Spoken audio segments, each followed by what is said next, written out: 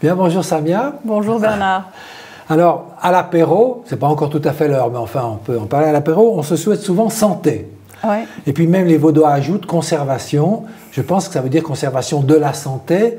Manifestement, le petit blanc vaudois contribue, semble-t-il, à la santé. Et ça perdure, hein. En tout cas ça perdure, même si on sait maintenant que santé et alcool ne font pas forcément bon ménage. Non, pas forcément. Hein, c'est probablement quand même que, si on se dit santé, c'est que la santé nous importe grandement, peut-être même plus que tout.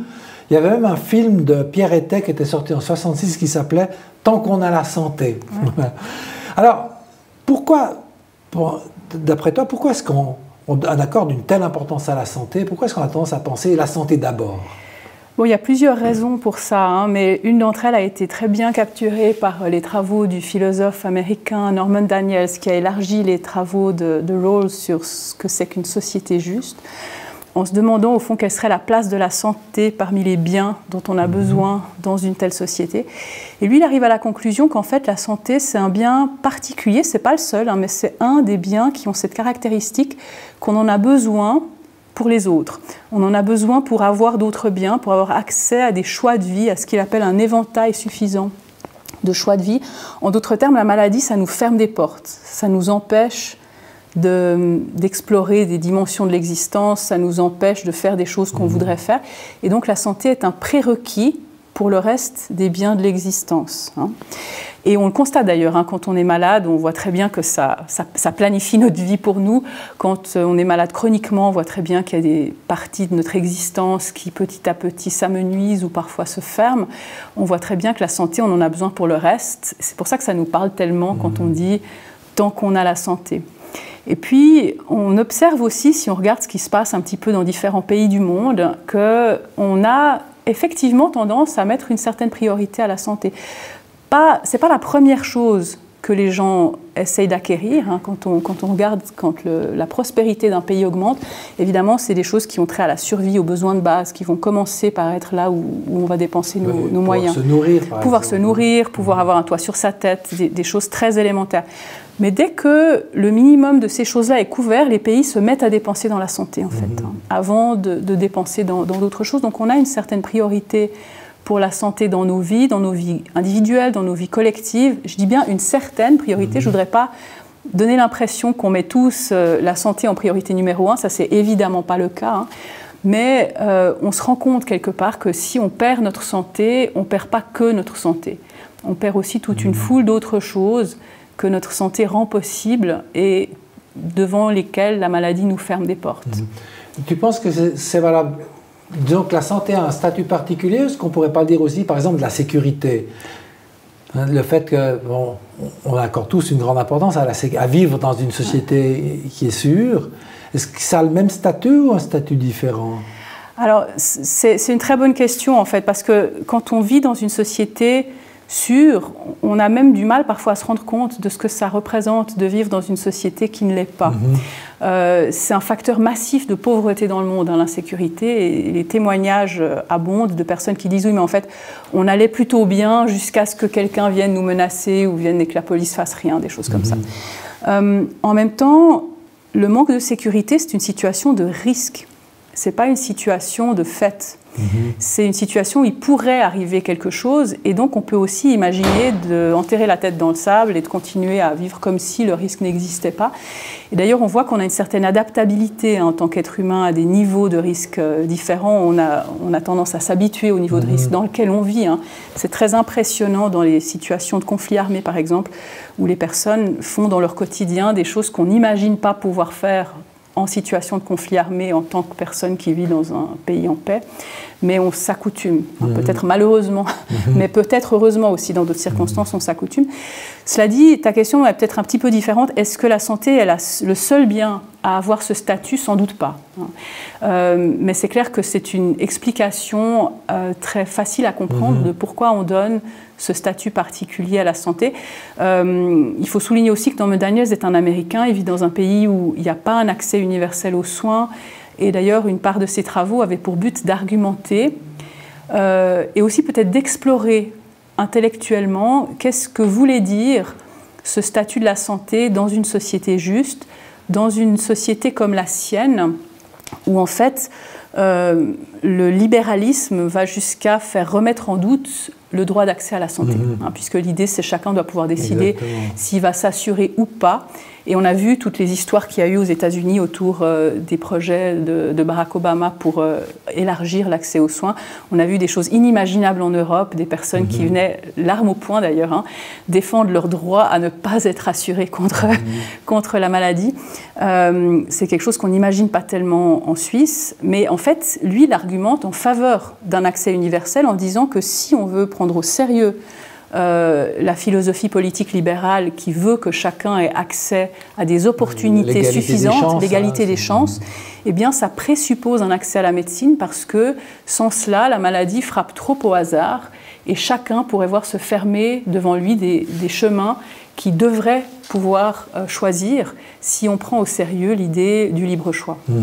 Mais dans cette idée, dans le fond, de la santé d'abord, tu as pas mal souligné l'aspect politique. Un État libéral, démocratique, comme on le dit chez nous en Europe. C'est pas la même chose. Non, je suis tout à fait d'accord avec toi, mais je veux dire, un État comme le nôtre, disons pour faire simple, doit fournir un certain nombre de biens de base à ses citoyens. La santé fait partie d'un de ceux-là, parce que ce sont, comme tu l'as bien dit, un moyen pour obtenir d'autres biens.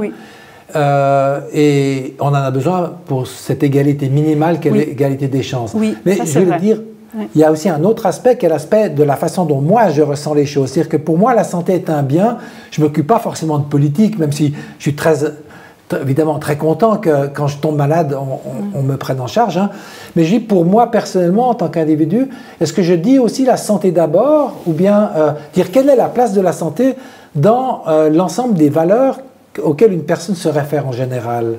Alors ça va dépendre. Et la question, tu as raison de souligner qu'elle a deux étages. Il y a un étage collectif qui est quelle est la place de la santé dans l'ensemble des biens communs, dans l'ensemble des choses que nous avons décidé collectivement de faire ensemble. Et alors là, tout à fait, la sécurité fait aussi partie de ces biens qu'on a collectivement décidé d'assurer ensemble. Pour une très bonne raison qui est qu'on ne peut pas le faire tout seul. Ou plutôt, peut-être il faut nuancer cela. L'humanité a très longtemps essayé de faire ça tout seul et ça a marché extrêmement mal. Une des raisons pour lesquelles on n'a pas besoin d'apprendre le maniement de l'épée à nos enfants contre des agressions possibles de nos voisins de palier, c'est parce qu'on a assumé la sécurité ensemble plutôt qu'individuellement. Et donc c'est une très très bonne chose. Et ensuite, effectivement, collectivement, on a plusieurs domaines de ce type et c'est une discussion politique, mais aussi sociétale permanente de savoir comment est-ce qu'on va distribuer le temps, l'attention, les efforts, l'argent entre ces différents domaines. Mais dans tous ces cas, il y a de bonnes raisons pour se dire qu'on fait mieux ensemble que tout seul. Les raisons, cela dit, pour lesquelles on fait mieux ensemble que tout seul peuvent varier d'un domaine à l'autre.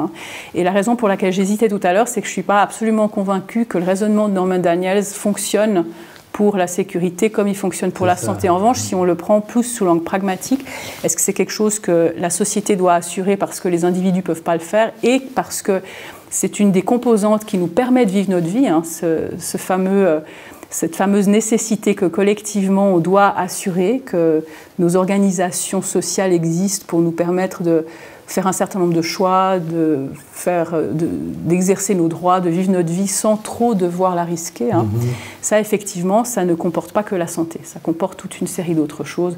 Le fait qu'on puisse sortir de chez soi sans crainte pour sa vie, le fait qu'il y ait des routes sur lesquelles se déplacer, enfin, toutes sortes de choses de cette nature-là, effectivement. Puis au niveau individuel aussi, il y a plusieurs types de biens qui nous importent. Et là aussi, il y a des questions de priorité. En médecine, c'est le pain quotidien, parce qu'il y a toutes sortes de comportements que nous devrions tous avoir si nous voulons améliorer au maximum nos chances d'être en bonne santé. Et effectivement, il y a des personnes qui manquent d'informations à ce sujet, mais c'est de plus en plus rare. En fait, au cabinet, lorsqu'on discute des facteurs de risque, des choses comme, tu évoquais l'alcool tout à l'heure, mais aussi le tabac, aussi l'activité physique, l'alimentation, tout ça, avec des personnes qu'on cherche à convaincre, ou à conseiller en tout cas sur leur propre santé, eh bien, il nous arrive évidemment de rencontrer des gens qui ont absolument compris, qui nous croient, mais qui n'ont tout simplement pas leur santé au numéro 1 de leur priorité. Et c'est un droit qu'on doit pouvoir avoir, ça, effectivement. Effectivement. Donc, la santé donc, est un bien un vieil aristotélicien aurait dit instrumental et non pas final. D'ailleurs, on pourrait se poser la question, est-ce que ce n'est pas aussi un bien final, c'est-à-dire quelque chose qui est désiré pour soi-même? Est-ce qu'on désire uniquement la santé parce que c'est un moyen, ou est-ce qu'on la désire aussi pour elle-même? Alors c'est intéressant parce qu'évidemment Norman Daniels, il utilise un argument qui est fondé sur l'idée que la santé est un moyen. Mais tout de suite, on voit que la maladie, le mal que représente la maladie n'est pas uniquement le fait de rendre impossible des choix de vie. En fait, on pourrait imaginer dans un tel cas des accommodations, de rendre les choix de vie accessibles. C'est une bonne idée de le faire de toute façon, mais la maladie ne cesserait pas pour autant d'être un mal qu'on ne désirerait pas. Elle nous fait souffrir, elle nous occasionne des fardeaux dans notre existence qu'on souhaite écarter de nos vies, indépendamment de leur effet sur d'autres choix de vie qu'on pourrait faire. Donc, je ne sais pas si la santé est un bien qu'on désire en tant que tel. Je suis très convaincue, en revanche, que la maladie est un mal qu'on souhaite écarter en tant que tel, et c'est peut-être pas possible de séparer complètement une question de l'autre. Tout à fait. Ouais. Tout à fait. Alors, la maladie est aussi, donc, comme tu l'as dit plusieurs fois, un obstacle. Ouais. Est-ce que tu pourrais nous dire un peu plus, un obstacle à quoi exactement? Alors ça dépend, il y a une multitude de maladies différentes et il y a une multitude de choix de vie possibles, mais il y a des maladies qui peuvent nous ôter la possibilité de nous déplacer, par exemple. Il y a des maladies qui peuvent nous ôter nos énergies, nous rendre tellement fatigués. C'est un symptôme assez mal compris d'ailleurs, et on le revoit autour de la discussion du Covid long actuellement. Mais évidemment, ce n'est pas du tout la seule maladie qui est concernée par ce symptôme qu'est la fatigue cliniquement pertinente. On a tous été fatigués un jour ou l'autre dans notre vie, beaucoup de jours en fait, donc on a l'impression qu'on sait ce que c'est. Mais en fait, des personnes atteintes de cancer par exemple, ou bien des personnes atteintes de maladies auto-immunes ou de maladies post-virales comme le long Covid, décrivent une fatigue qui dépasse presque l'entendement en fait, qui les empêche de se lever le matin après avoir dormi une nuit complète sans avoir fait d'efforts particuliers les jours précédents, qui est complètement anormale en d'autres termes et qui est invalidante en fait, qui les empêche de vivre leur vie littéralement. Il y a également la douleur physique qui peut nous empêcher certains mouvements, certains choix. Il y a également des choses assez peut-être un peu plus exotiques. Par exemple, il y a certaines maladies qui rendent très sensibles à la lumière, où la vue de la lumière peut être douloureuse, ou alors dans d'autres cas, la lumière du soleil peut occasionner des allergies sur la peau. Et donc il y a des lieux où il devient très difficile de se rendre dans ces circonstances-là. Certaines maladies vous empêchent de manger certaines choses ou de pratiquer certaines activités. Donc il y a vraiment énormément d'exemples. Et ça veut dire que les choix deviennent limités. Les choix deviennent parfois même très limités, qu'on imagine une maladie neurodégénérative par exemple qui cloue la personne littéralement au lit pour des années ou le restant de ses jours. Ça c'est évidemment très, très clair à quel point ça va limiter les choix. C'est important de voir que c'est un problème que nos choix sont limités pour Norman Daniels, même si c'est des choix qu'on n'aurait pas voulu faire en fait. La question c'est pas est-ce que je suis frustrée. La question, c'est est-ce que je suis victime d'une injustice? C'est différent. Oui, d'autant que la frustration, des fois, on s'en accommode dans le sens qu'on s'adapte. Oui, exactement. Et en fait, c'est un phénomène qui est très documenté, ça. Qu'on adapte ses attentes, on adapte ses souhaits, en fait, à ce qui nous est possible.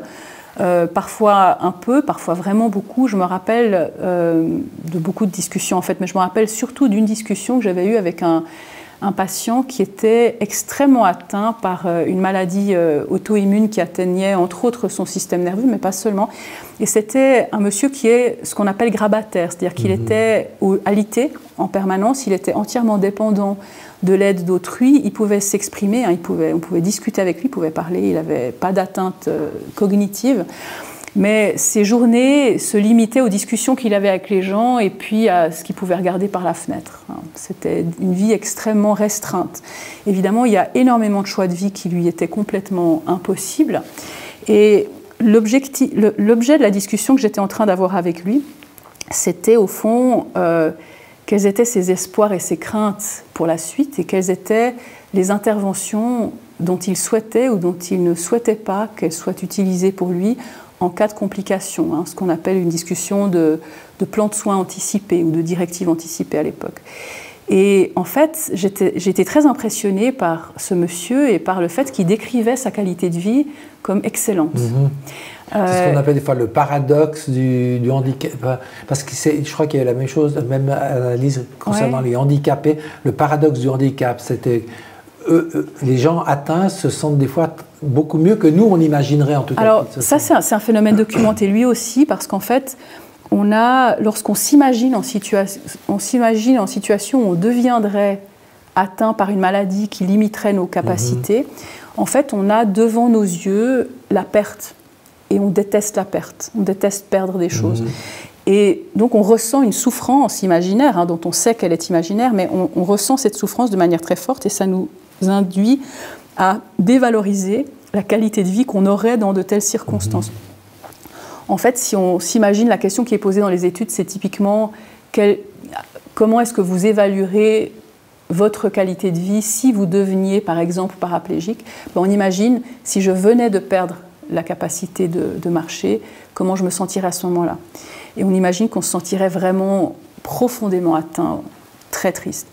Et les personnes qui sont vraiment atteintes de cette façon-là, en fait, elles se rendent compte que la vie ne se résume pas à la perte de la marche, qu'elles aiment toujours la musique, elles aiment toujours leur famille, leurs amis, la confiture d'abricot, c'est toujours très bon, enfin des choses comme ça. Et donc, la place que prend la perte dans leur existence est remise à sa juste place, en d'autres termes. Le reste de l'existence est suffisamment visible pour elles, alors qu'il ne l'est pas pour des personnes qui se projettent. Mais cela dit, à part le fait qu'on voit mieux toute sa vie quand on est vraiment dedans que quand on imagine une situation hypothétique, il y a quand même encore une restriction, une diminution des attentes qu'on a. La personne avec qui je parlais, eh bien, elle n'était pas en train de sentir comme un manque toutes ces choses qui n'étaient plus dans sa vie, parce qu'elle s'est habituée. Il s'était habitué en fait à ne pas les avoir. Et ça veut dire que quand on demande à des personnes qui sont concernées, est-ce que vous avez des choix de vie suffisants ? Il n'y a pas toujours de frustration. Norman Daniels dit « il y a néanmoins une injustice.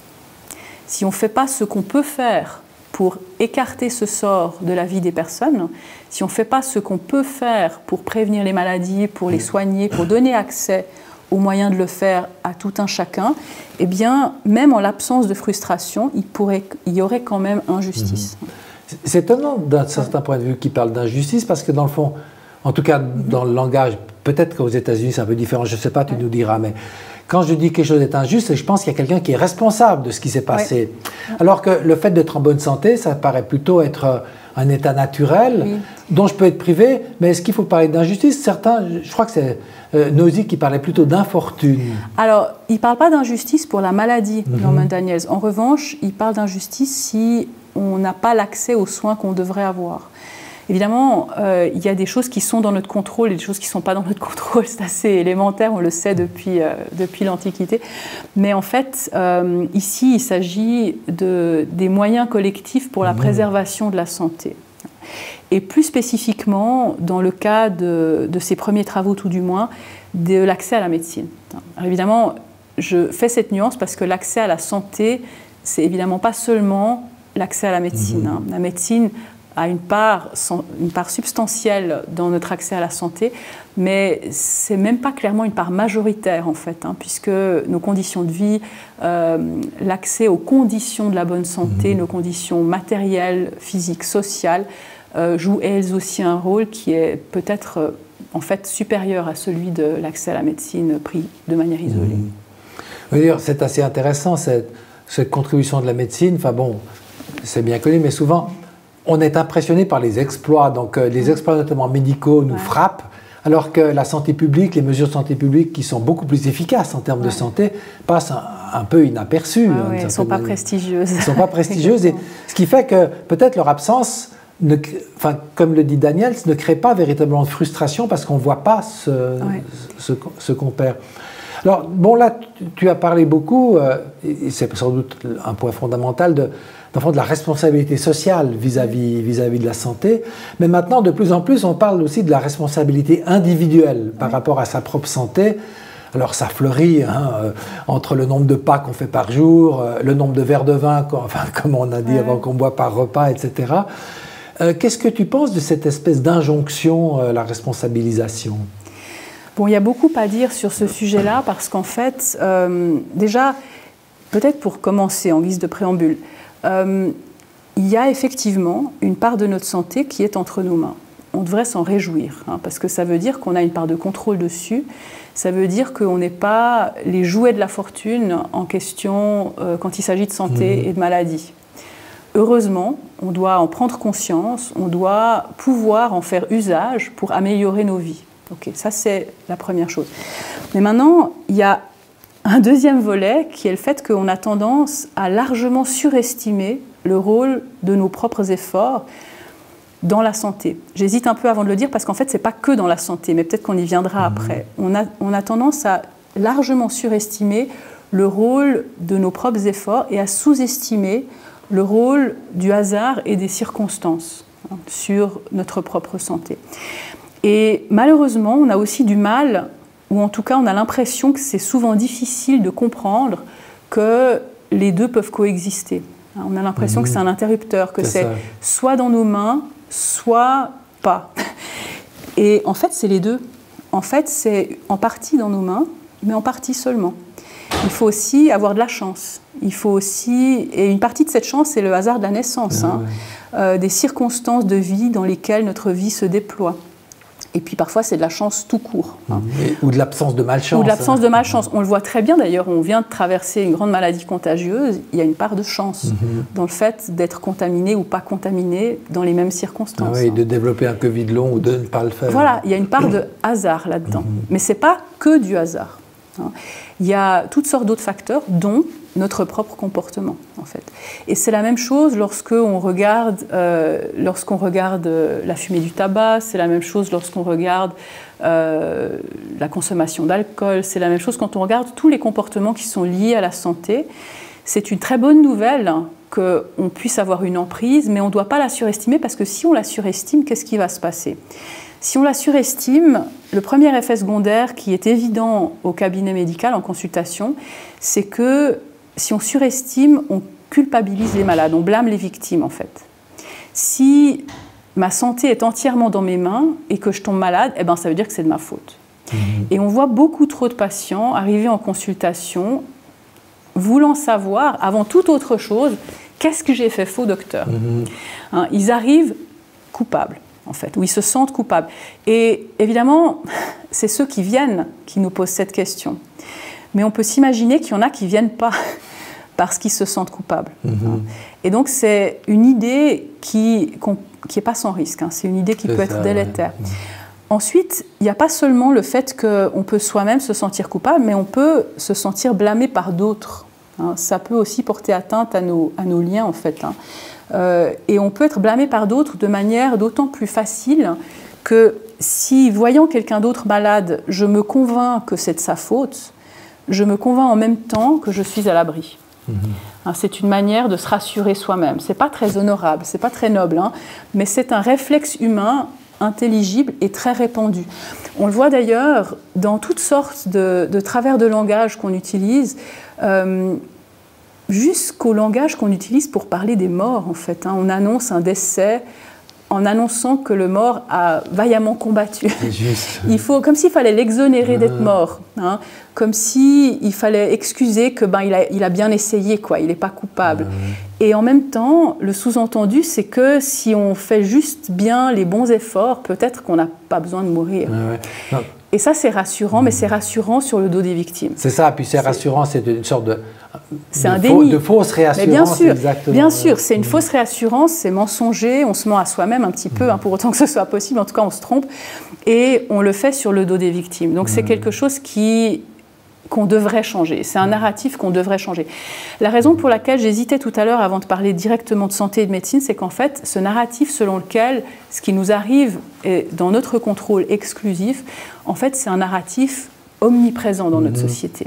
C'est un des narratifs explicatifs des inégalités dans nos sociétés aussi. Et c'est pour ça qu'il prend tellement bien. C'est pour ça qu'il est si efficace. Donc une sorte de biais, si on pourrait dire. C'est une sorte de biais. Mais écoute, On arrive au terme de notre entretien, Samia, hein, le temps passe vite quand les sujets sont passionnants. Je te remercie beaucoup d'avoir répondu à mes questions.